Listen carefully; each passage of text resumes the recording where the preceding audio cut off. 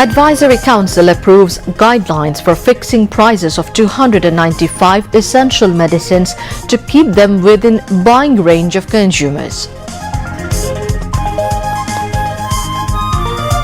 Advisory Council in principle approves drafts of Personal Data Protection Ordinance, Bangladesh Shilpokala Academy Ordinance and Supreme Court Secretariat Amendment Ordinance.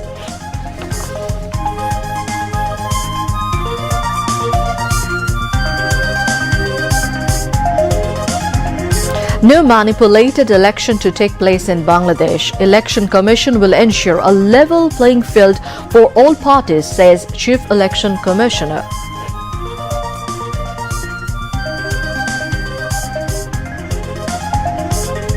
International Crimes Tribunal sets 14th of January as Charge Framing Day against former military officer Ziaullah Hassan in 3 cases involving hundreds of enforced disappearances and extrajudicial killings.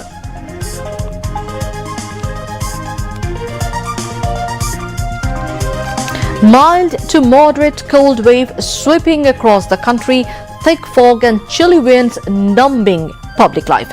Country's lowest temperature recorded 7 degrees Celsius at Srimangal.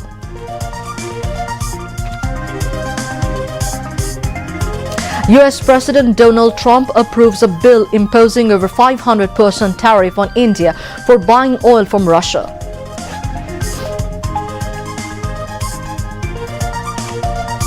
BCB declares a 15-member Bangladesh T20 Women's World Cup squad with Nigar Sultana as skipper.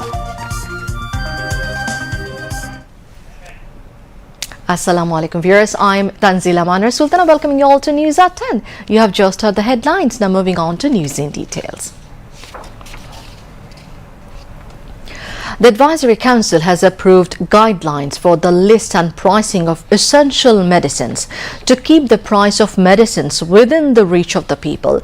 The approval was given at a weekly meeting of the Advisory Council held at the Chief Advisor's office today. Chief Advisor Professor Muhammad Yunus presided over the meeting. The meeting gave in principle and final approval to the drafts of the Personal Data Protection Amendment Ordinance 2026, Bangladesh Shilpokala Academy Amendment Ordinance 2026 and Supreme Court Secretariat Amendment Ordinance 2026. In addition, the Advisory Council approved the draft of the Bangladesh Forest Industries Development Corporation Ordinance 2026 in principle and in terms of the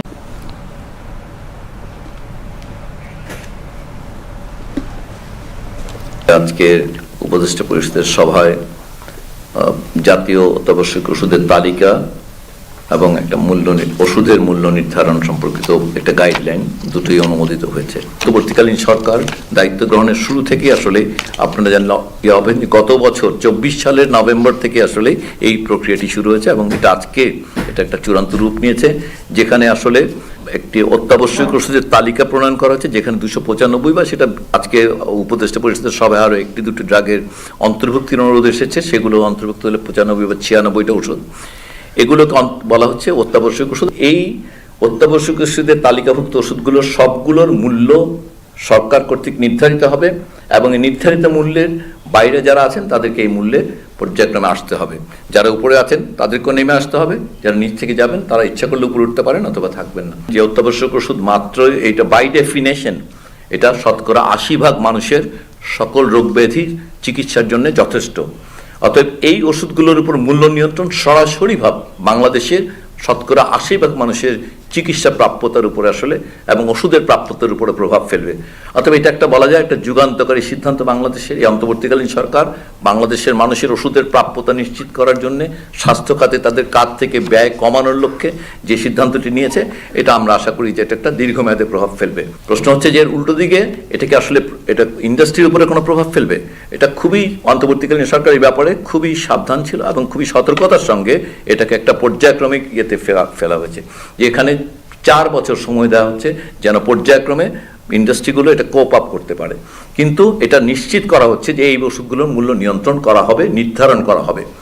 এর বাইরে আরো প্রায় 1100 ওষুধ থাকবে, সেগুলোকেও আসলে বলা হচ্ছে যে সেগুলোর জন্য উৎপাদকরা প্রস্তাব করবেন, কিন্তু সেগুলোর জন্যও আসলে এই মেডিয়ান প্রাইস, ওখানে খুবই একদম একটা ভালো জিনিস বলা হচ্ছে যে ইন্টারনাল রেফারেন্স, এবং ইন্টারনাল রেফারেন্স প্রাইসিংয়ের মাধ্যমে আসলে এই বাকি ওষুধগুলোর ক্ষেত্রে যদি 7-এর বেশি উৎপাদক হয় তাহলে ইন্টারনাল রেফারেন্স প্রাইসিংয়ের মাধ্যমে তাদেরকে একটা 15% রেঞ্জের মধ্যে আসতে বলা হবে।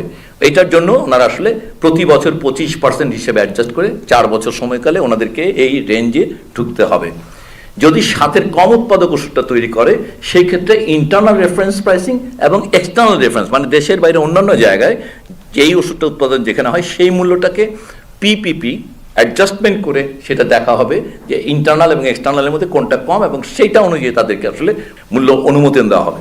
আজকের মিটিংয়ে জানানো হয় যে বনশিল্প উন্নয়ন কর্পোরেশনের আয় বেড়েছে for the first time, profit before tax. এইটার ক্ষেত্রে রাবার শিল্পে প্রথমবারের মতো 6 কোটি টাকা প্রফিট করেছে, এটা খুবই আশানীয়, এবং সব মিলিয়ে 53 কোটি টাকার তার গত বছরে তার প্রফিট ছিল। বনশিল্প এই আইনের কারণে তারা একটা শোরুম করতে পারবে অনেক জায়গায়, ওই শোরুমের মাধ্যমে অনেক মানুষের কাছে তাদের পণ্যগুলো খুব দ্রুত পৌঁছবে, এবং এটাও বিধান রাখা হচ্ছে তারা ইচ্ছা করলে জয়েন্ট ভেঞ্চার করতে পারবেন এই বনশিল্প কর্পোরেশন, বাট অবশ্যই কোনোভাবেই যাতে পরিবেশকে ডিস্ট্রয় না করে, এবং এইটার আগে এই বিধানটা ছিল না, এখন এই বিধানটা করা হচ্ছে। Chief Election Commissioner A.M.M. Nasiruddin today reiterated that no manipulated election will be conducted in the country, so there is no reason to take to the streets. The CEC made the remarks while replying to journalist questions during a visit to the appeal filing center at the Election Commission Bhavan in the capital Sagargaon area this morning. Regarding the hearing of the appeals against the rejection of nomination papers, the CEC said the Election Commission as the appellate authority would ensure the highest level of justice. If a returning officer rejects or accepts any nomination paper, the aggrieved person has the scope to file an appeal in both the cases, he added. In response to a query, the CEC said that in the past there used to be many incidents of violence and bomb blast on nomination submission days.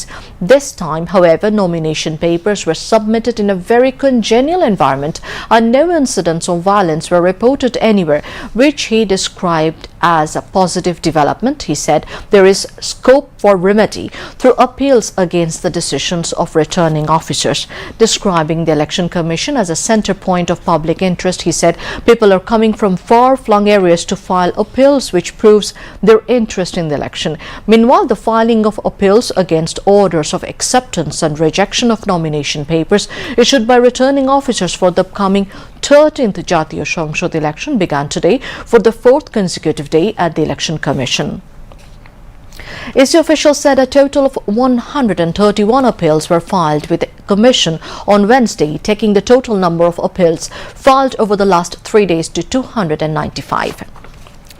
Member of the European Parliament and Chief Observer of the EU Election Observation Mission, Ivers Yubs has said a 200-member EU delegation will observe Bangladesh's upcoming 13th national election. He said this to reporters after a meeting with Chief Election Commissioner CEC A.M.M. Nasiruddin at Nirbachan Bhavan in the capital today. Yubs said EU long-term observers are working in Bangladesh since the end of December, while short-term observers will join with advanced team on February 12.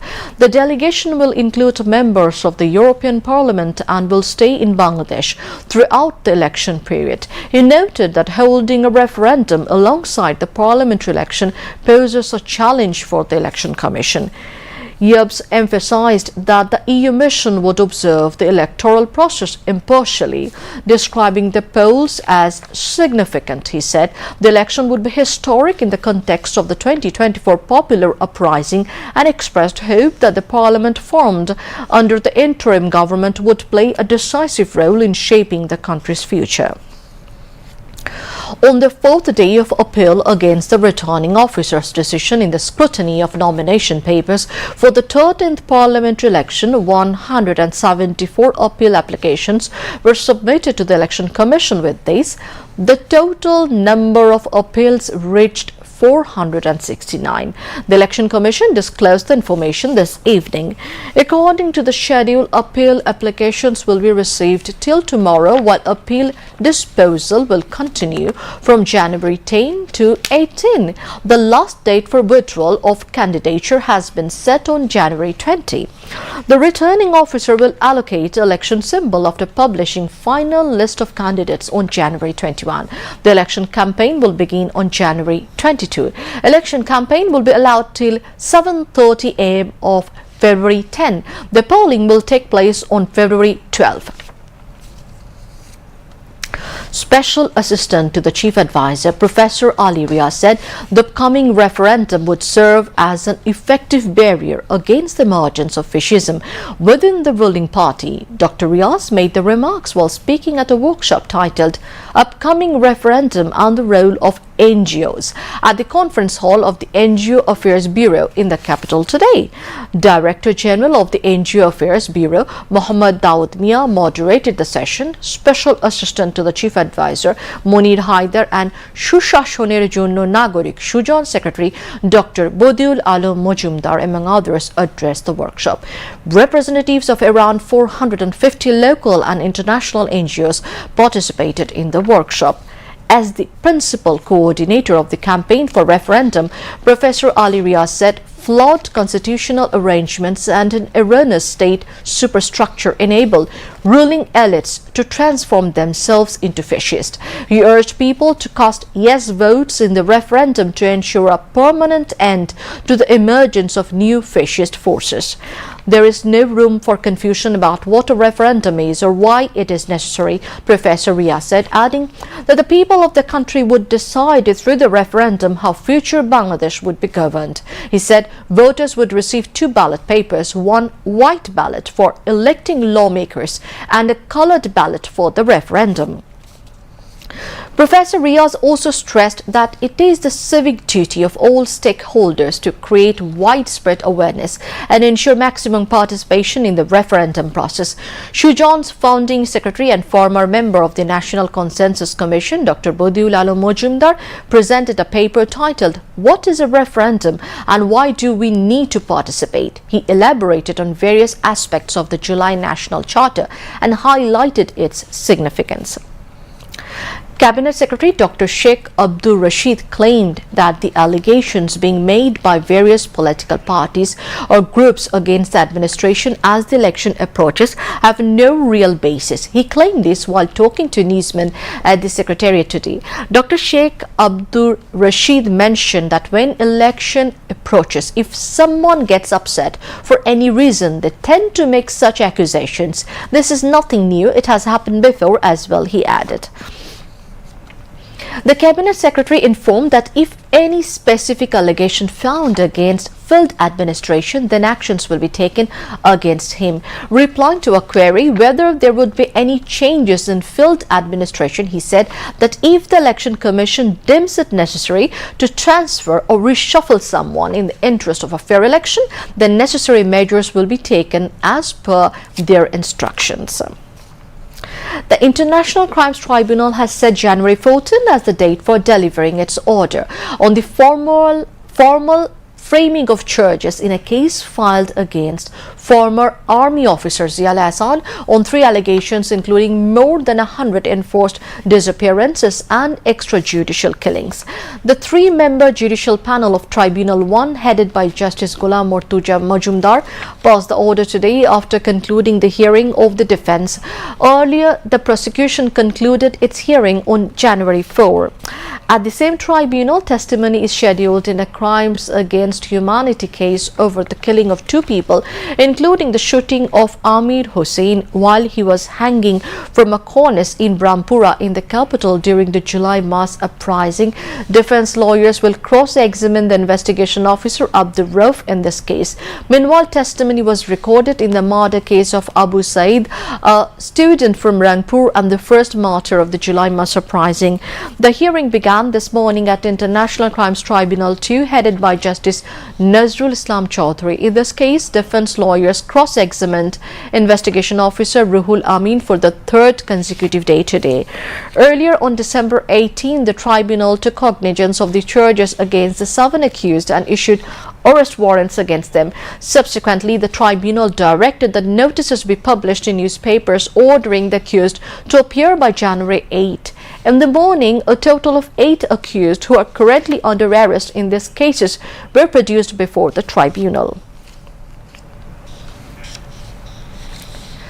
The draft of an economic partnership agreement between Bangladesh and Japan has been finalized. The process for the agreement began at the end of 2024 after 8 rounds of meetings.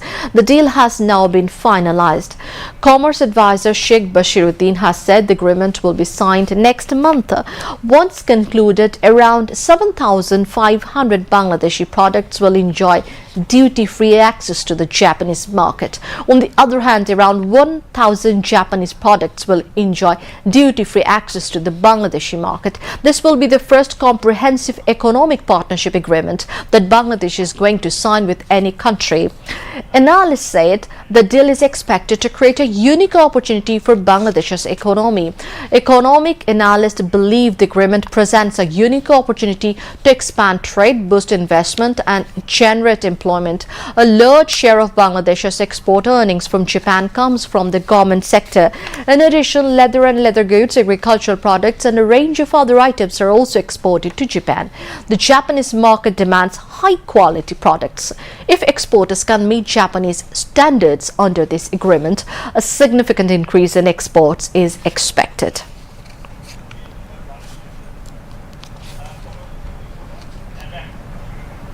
Moving on to international news.